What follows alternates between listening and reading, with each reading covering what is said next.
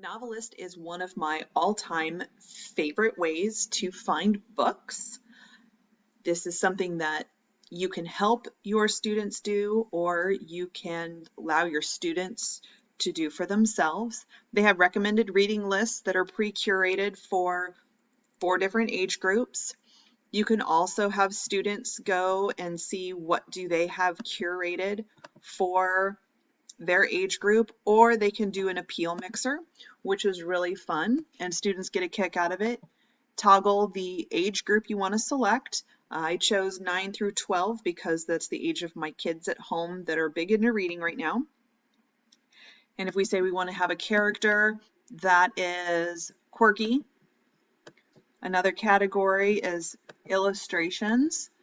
My middle child loves graphic novels, and so she's going to probably want stuff that's big and bold. And then we go down and we can go to tone, and we can say, let's have something that's funny. And you find those titles, and we only had one that popped up, especially when you get down to having so many things.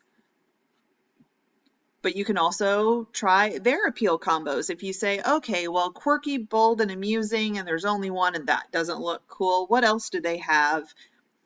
Fast-paced, upbeat, and attention-grabbing. And then you can go in and see a little bit about what this book is about. So the student can look and say, oh, well, this might be something that's really fun. You're going to add it to your folder and say, this is one I'm going to keep because I'm going to go look for this later.